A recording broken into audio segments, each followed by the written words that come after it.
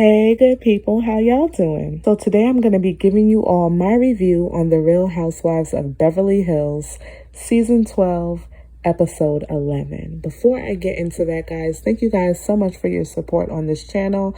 I am an extremely small YouTube channel here, and I just wanted to tell you guys thank you so much for watching this video. Please remember to like, comment, and subscribe. So the episode opens up with Dorit and Lisa Rinna on the phone, and we find out that Lisa Rinna, Garcelle, and Erika all have COVID. That's really unfortunate. We know how the last couple of years with this crazy virus has been, so hopefully, we know now in real time that they're all doing well, but I'm glad to see that they all were able to come out okay. In the next scene, we're over at Kyle's house. She's actually hosting like a little charity dinner. She is a part of the Children's Hospital of LA. I don't know if she's on the board or whatever it is that she does, but she works with Jamie Lee Curtis, who's a famous actress. She's really known for doing the movies Halloween. She and Kyle seem to be good friends, so Jamie is coming over to assist her in this whole charity endeavor. So all of the ladies start to arrive to Kyle's house, and here we go with Diana when she sees Sutton. She says, "I am so not in the mood for Sutton." And I'm like, Diana, this is a charity event. Certainly you can put your issues to the side and donate to these children who need some help. Okay, girl, this is not the time or place for you to be talking about your ill feelings towards Sutton. So the ladies are all seated at the table, and Jamie Lee pulls out all of these things that she has gifted the women. So she has like a tumbler and wind chimes and this and that.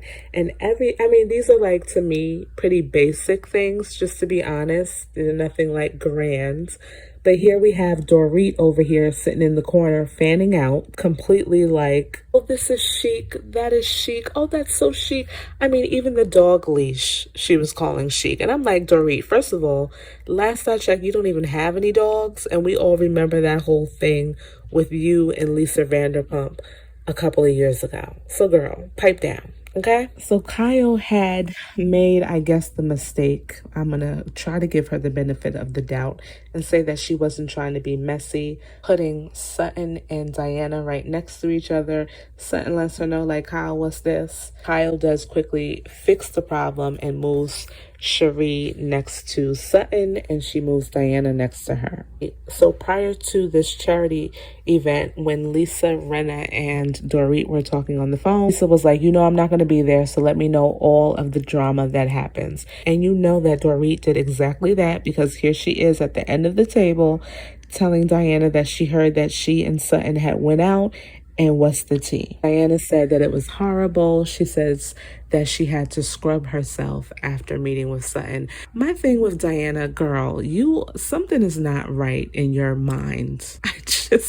I can't rock with Diana. I really, really cannot. Like, you are so dramatic. I just can't take you. So I believe that Kyle and Jamie both have a joint charity together.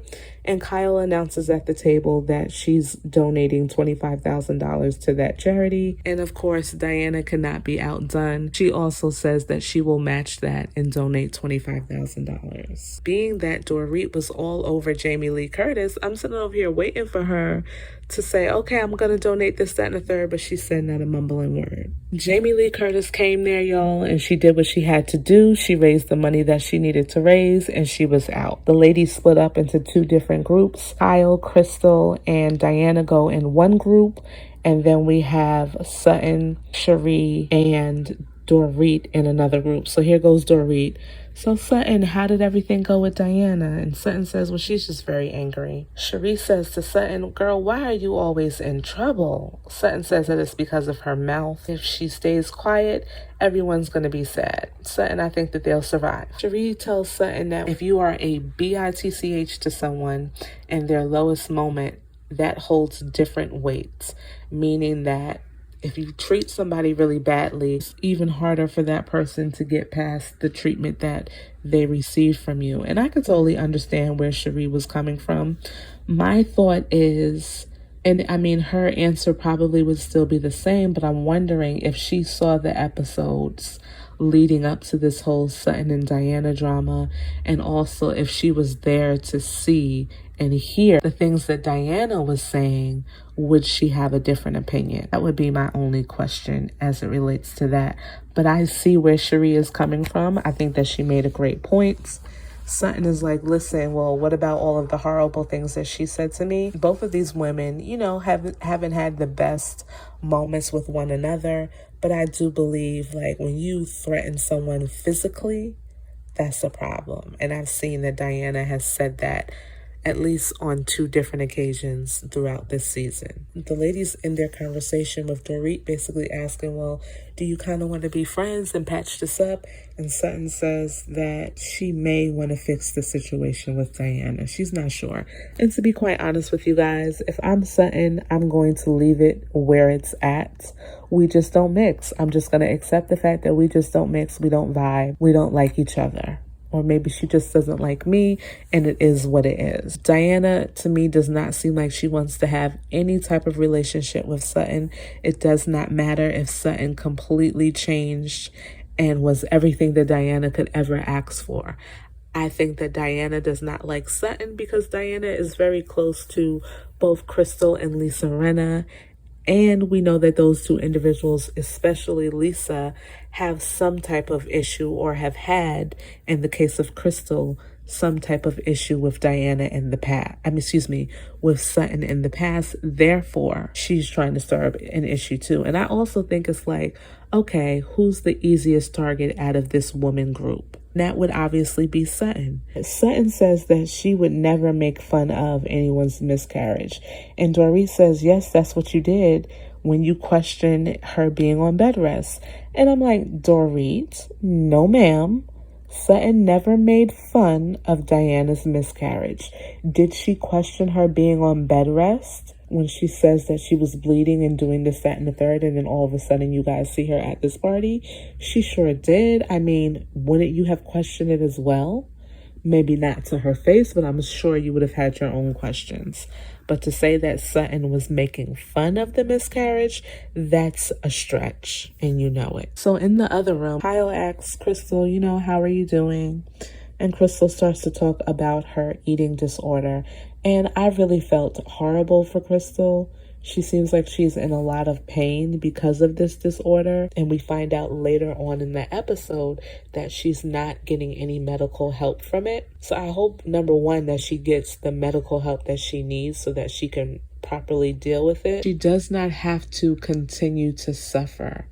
And I'm just wondering, considering all of the access that she has and the fact that she's been going through this for so long, why she hasn't sought professional help, because it doesn't seem like she has.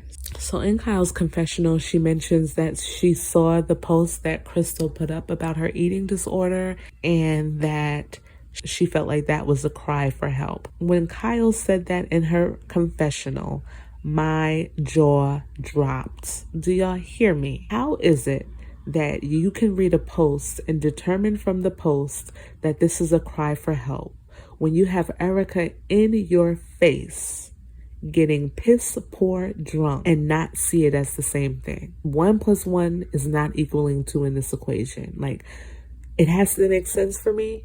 And it's not making sense, Kyle. I really just don't get it. So all of the ladies now get back together. They look like they're in Kyle's living room. And of course, Kyle, being the ish starter that she is like, oh, what were you guys in the other room talking about? I want to know. So they play it off and they're like, oh, we were just talking about how the whole dinner went. And somebody says awkward. I don't remember who that was. It might have been Diana. And so that gets the conversation started with Sutton saying that she feels like Diana isn't ready to accept anything. And here comes Kyle chiming in. Accept what? Like, what are you talking about? An apology? No, Kyle, she's not talking about an apology.